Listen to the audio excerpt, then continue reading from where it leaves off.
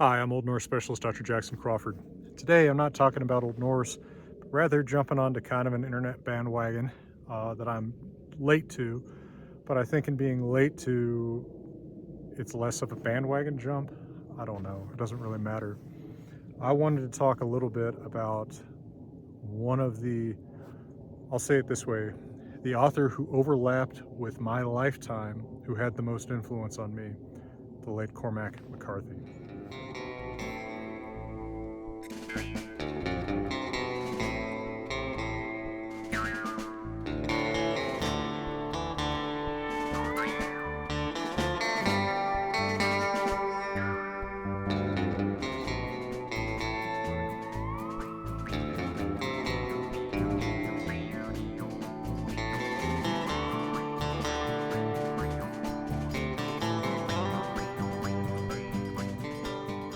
I start this video by thanking my Patreon supporters who help make it possible for me to make a living teaching subjects of my expertise in the world's most beautiful places, and to everyone who buys my books, thank you so much.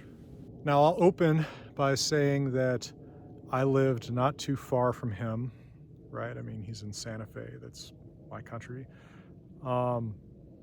And constantly thought about writing him something, right? Like, I just appreciate your work or something like that.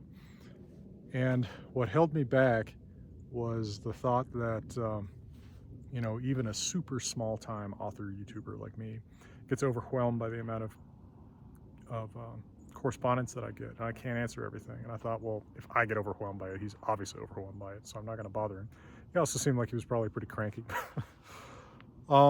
I kind of wish that I'd written him still, like regardless of whether he or anyone had written back, because, and I hope people will know this about me now in my smaller community. If you send in, kind words, I probably see them eventually. I just may not have any idea what to say. I'm never particularly too sure how to respond. It's a nice word. So this video is going to release during my vacation week. I want to put an asterisk in front of vacation every time I say that. I'm borrowing that joke from Joseph Salmons, because I feel like as a linguist this word is unattested in my vocabulary. But with any luck, I am truly as in the wilds as I can be, out with mi querida, and we are not thinking about work, but I probably will be thinking about All the Pretty Horses, my favorite novel of all time. I have read it every year since I first read it in 2012, including 2023. So what is that? 12, 13, 14, 15, 12, 13, 14, 17, 21. Was that like 12 times? I know this because I keep track of all the titles that I read every year. And the reason is just that it's so damn good. Just like works of ancient wisdom like Ecclesiastes or Hávamál that I revisit with the same kind of frequency, All the Pretty Horses is such a simple story, right? I mean, it's a deceptively simple story, a love story tied up with a different kind of romance, right? The romanticization of the old cowboy life, kind of a romanticization of Mexico, although that's undercut by what actually happens in Mexico. There's tons of bilingual bonuses if you know Spanish, and having grown up around Spanish and been in contact with Spanish my whole life, often pretty intimately. There's something warm about it to me, right? I don't know. It's just a book calculated to really appeal to me. And the way I came to it is I first had read The Road because I picked it up in the airport when I was heading. I was a grad student at the University of Wisconsin.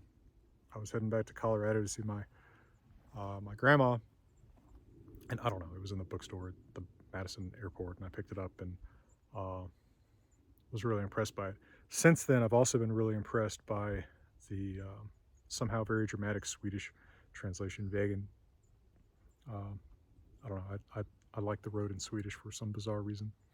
But I don't think that All the Pretty Horses could possibly be read in anything but English, and the parts of it in Spanish, because it is so perfect in its encapsulation of that mid 20th century uh, southwestern U.S. English.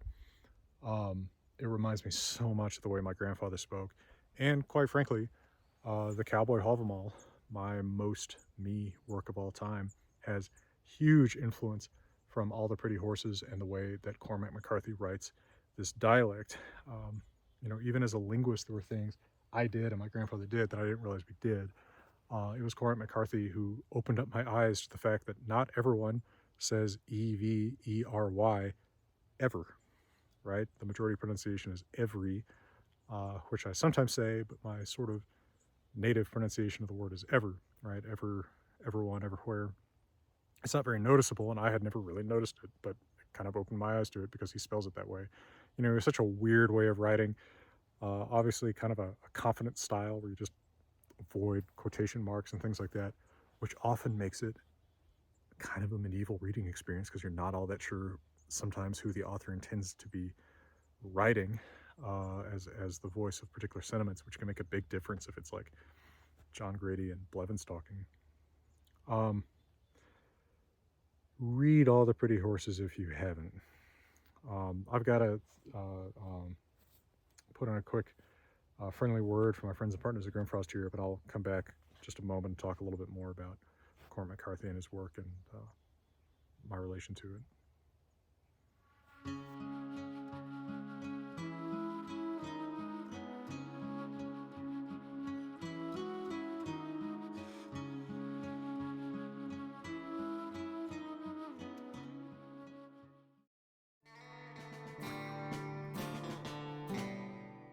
So my wife at the time had given me Kindle when we moved to Los Angeles, and so I was reading All the Pretty Horses on Kindle. I don't know, it was just, actually no, Blood Meridian is the next book that I read of Cormac McCarthy, and I've read Blood Meridian a few times. It's definitely a well-written book. It's classic McCarthy. I don't like it as much as the Border trilogy, which is All the Pretty Horses, The Crossing, and Cities of the Plain. By the way, it's not a trilogy in the sense that All the Pretty Horses is 1, The Crossing is 2, and Cities of the Plain is 3. It's more like The Crossing and All the Pretty Horses are like parallel in time. They never meet, and then they meet in Cities of the Plain. So you could probably read The Crossing first. I've never done that, but it seems like it's a way you could read this series. When I read that trilogy, initially I'm blown away by All the Pretty Horses. Then I'm more blown away the first time I read it in 2012 by The Crossing. And for a few years, I thought The Crossing was the better novel, and then I switched around again. The Crossing is great. The relationship of the two brothers is really reminiscent of my relationship with my own brother and with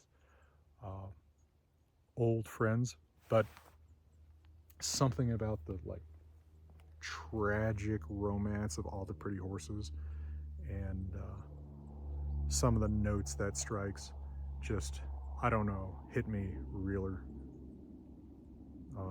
in a longer term way.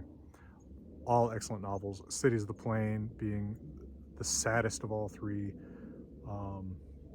I would almost say don't read that if you care about the characters in The Crossing or All the Pretty Horses. The Road is great. It's a post-apocalyptic novel. Supposedly, some people think of it as a soft post-apocalyptic novel. I have to disagree because it is terrifying to me. I've had nightmares from reading that book.